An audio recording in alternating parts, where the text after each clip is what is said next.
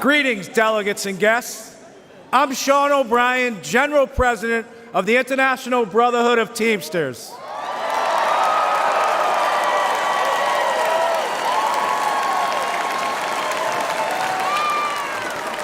I'd like to give my peeps from the greatest state in the nation, Massachusetts, some props. What's up?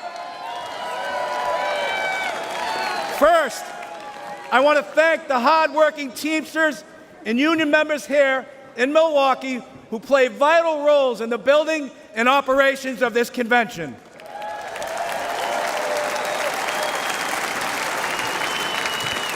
I also want to thank President Donald Trump for opening the RNC's doors to the Teamsters Union and inviting me to speak before you tonight.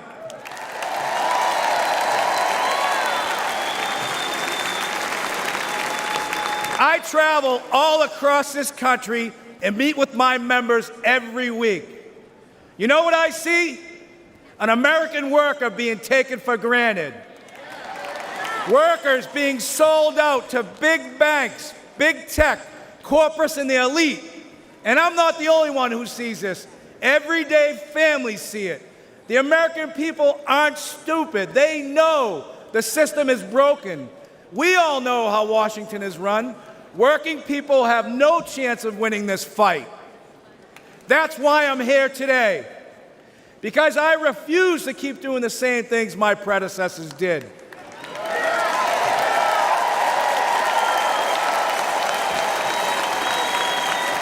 Today, the Teamsters are here to say we are not beholden to anyone or any party.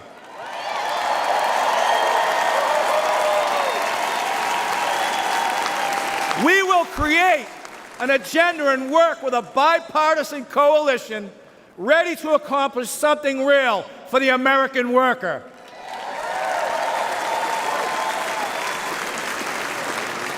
And I don't care about getting criticized.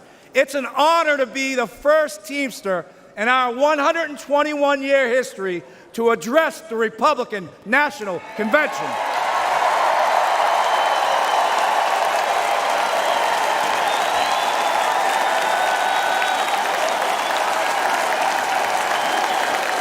Several months ago,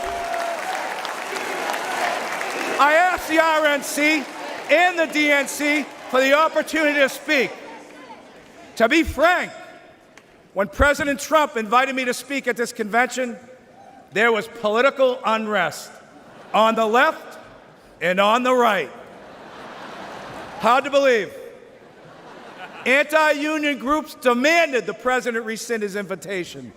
The left called me a traitor.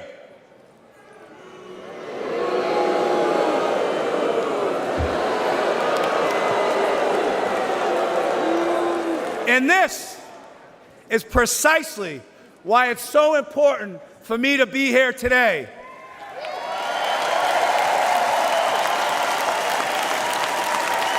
Think about this. Think about this.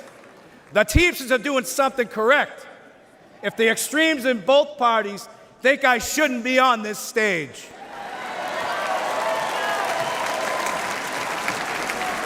President Trump had the backbone to open the doors to this Republican convention, and that's unprecedented.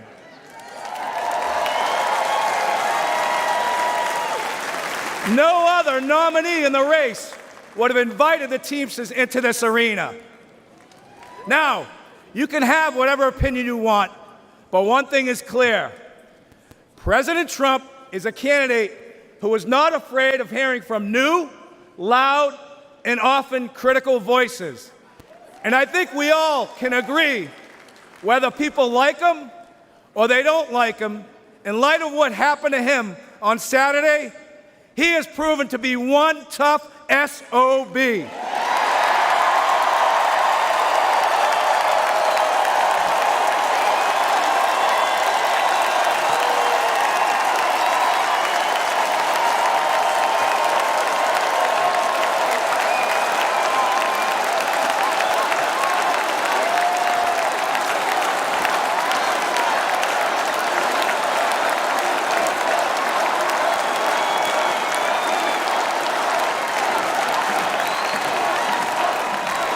Now, when I won the presidency of the Teamsters in a national election 2.5 years ago, we started reaching across the aisle. In the past, the Teamsters have endorsed GOP candidates, including Nixon, Reagan, and George H.W. Bush. But over the last 40 years, the Republican Party has really pursued strong relationships with organized labor. There are some in the party who stand in active opposition to labor unions. This, too, must change. And I want to be clear. At the end of the day, the Teamsters are not interested if you have a D, R, or an I next to your name. We want to know one thing. What are you doing to help American workers?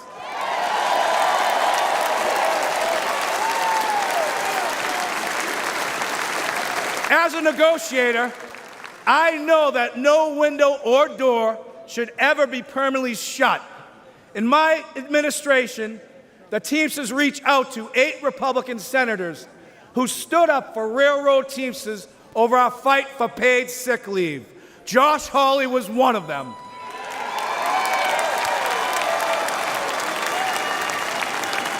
We started talking. Senator Hawley changed his position on national right to work. Then we started walking. Senator Hawley walked a Teamsters picket line in St. Louis and a UAW picket line in Wentzville, Missouri. More than that, I want to recognize Senator Hawley for his direct, relentless, and pointed questioning of corporate talking heads, lawyers, CEOs, and apologists. He has shown he is not willing to accept their pillaging of working people's pocketbooks. I know from a career in negotiating that you get nowhere by slamming your fist on the table. The first step is to listen. The Teamsters and the GOP may not agree on many issues, but a growing group has shown the courage to sit down and consider points of view that aren't funded by big money think tanks. Senators like J.D. Vance, Roger Marshall, and Representatives Nicole Malliotakis, Mike Lawler, and Brian Fitzpatrick are among elected officials who truly care about working people. And this group is expanding and is putting fear into those who have monopolized our very broken system in America today. There are far too many people on both sides of the aisle still caught up in knee-jerk reactions to unions, who subscribe to the same tired claptrap that unions destroy American companies. Take a moment to consider United Parcel Service, which is the largest private sector logistics company, and it's been unionized for more than 100 years. More than 350,000 Teamsters make it run. We work for good middle-class wages, quality health care, and secure pensions. There are work rules that ensure fairness and due process for both sides. UPS is the most efficient package delivery company in the world.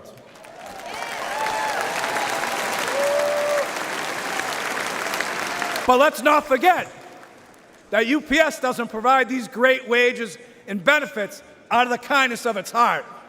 UPS does it because the Teamsters fight for it, all 350,000 of us.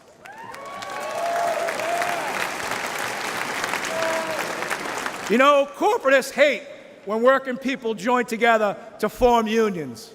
But for a century, major employers have waged a war against labor by forming corporate unions of their own. We need to call the Chamber of Commerce and the Business Roundtables what they are. They are unions for big business. And here's another fact. Against gigantic multinational corporation, an individual worker has zero power. It's only when Americans band together in democratic unions that we win real improvements on wages, benefits, and working conditions. Companies like Amazon are bigger than most national economies. Amazon is valued over $2 trillion. That makes it the 14th largest economy in the world. What is sickening is that Amazon has abandoned any national allegiance. Amazon's sole focus is on lining its own pockets. Remember, elites have no party, elites have no nation. Their loyalty is to the balance sheet and to the stock price at the expense of the American worker.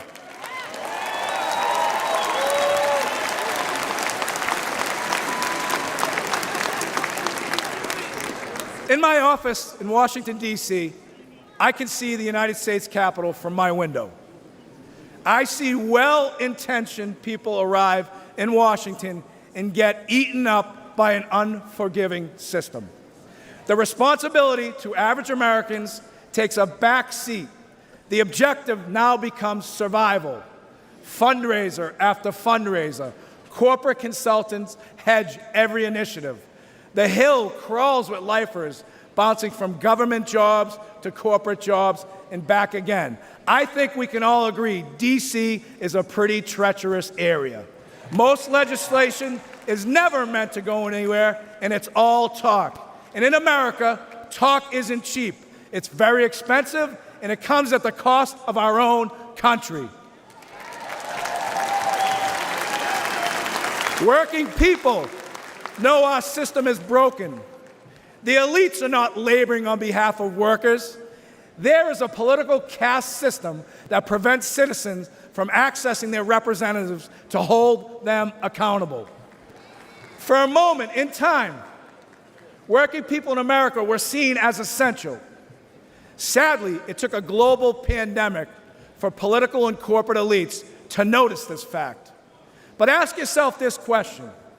Since the end of the pandemic, when was the last time you heard major news outlets regularly refer to workers as essential? You haven't.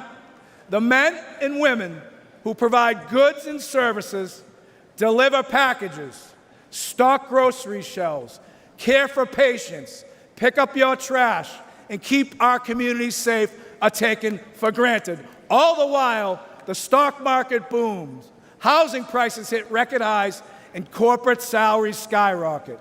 But the income of everyday Americans are shrinking in the face of inflation. At the gas pumps, at the grocery store, with the electrical bill, and with the car insurance. This has got to change.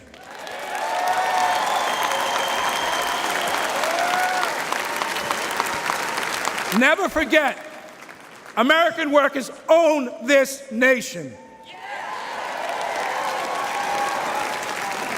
We are not renters. We are not tenants. But the corporate elite treat us like squatters, and that is a crime. We've got to fix it. Now, this will shock you. This will shock you. To paraphrase Senator Mark Wayne Mullen, it's time for both sides of Congress to stand their butts up. We need trade policies that put American workers first. It needs to be easier for companies to remain in America. We need legal protections that make it safer for workers to get a contract. We must stop corporations from abandoning local communities to inflate their bottom line. We need meaningful bankruptcy reform. Today, corporate vultures buy up companies like Yellow Freight with the intent of driving them into bankruptcy and feasting on their remains. The courts leave workers begging for crumbs as third-tier creditors. Labor law must be reformed. Americans vote for a union but can never get a union contract. Companies fire workers who try to join unions and hide behind toothless laws that are meant to protect working people but are manipulated to benefit corporations. This is economic terrorism at its best. An individual cannot withstand such an assault. A fired worker cannot afford corporate delays, and these greedy employers know it. There are no consequences for the company, only the worker. We need corporate welfare reform. Under our current system, massive companies like Amazon, Uber, Lyft, and Walmart take zero responsibilities for the workers they employ. These companies offer no real health insurance, no retirement benefits, no paid leave, relying on underfunded public assistance. And who foots the bill? The individual taxpayer. The biggest recipients of welfare in this country are corporations, and this is real corruption. We must put workers first. What could be more important to the security of our nation than a long-term investment in the American worker? In 2021, Teamsters nationwide elected me to fight for them, and that's precisely what I'm doing. Something is wrong in this country, and we need to say it out loud. I will always speak for America and the American worker, both union and non-union.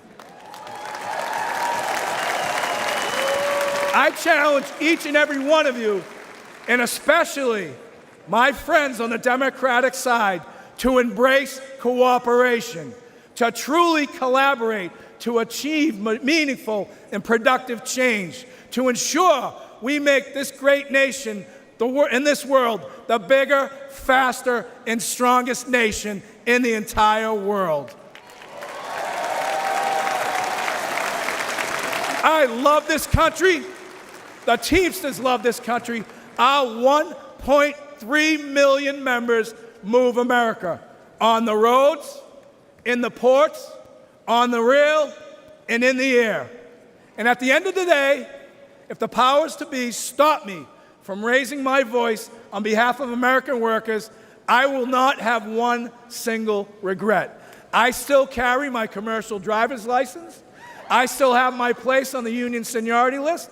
You'll find me back in Boston driving a tractor-trailer, delivering equipment for Shaughnessy and Ahern, because I have the protection of a union contract that gives me the freedom to speak my mind and to fight like hell.